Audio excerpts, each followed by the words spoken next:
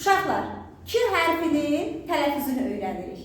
K hərfi nə cür tələffüz olunur? Şifahi olaraq əvvəlcə deyim ki, sözün əvvəlində gələndə K olduğu kimi qalır. Bir də alınma sözlərdə K qalır. Amma K hərfinin tələffüzünü öyrənirik. Bax, məktub sözündə K harda gəlibdir? Sözün ortasında. Özünə sonra nə gəlibdir? T salınır. T kərdə cingiltili. Kər. Ay sağ ol. İndi nə cür tələffüz olunacaq ay uşaqlar? Məktub. Aha, indi deyil. Nəyə keçdik ki, hərfimiz nəyə keçdik? Xışdiriyə. Ay sağ ol, xışdiriyə. Sonra təbrik. Təbrik, iştirak, əmlak, şərik. Bu kimi sözlərimiz uşaqlar alınmadır.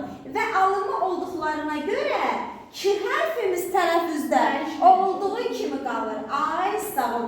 Heç bir dəyişiklik baş vermir. Transkripsiyanı bağladıq mı? Sonra K hərfi sözün əvvəlində gəlibdir. Nə cür tələffüz olunacaqdır? Nə cür tələffüz olunacaq? Olduğu kimi qalacaqdır. Kələm. Ay sağ ol. Kələm. Sonra bitki sözü. K hərfi burada nəyə keçəcəkdir? Xışdiriyə. Bitkiyə keçəcəkdir. Ay sağ ol. Bitki. Aha. Çiçək ətri. Bax ay uşaqlar. Mənim dəyişməyəcək. Qoy, bax, bir dənə də buradan yazaq çiçək. Çiçək. Biraz yaxşı yazmadım uşaqlar. Çiçək. Deməli, çiçək sözündə K hərfi nəyə keçir ay uşaqlar? Xışdiriyə.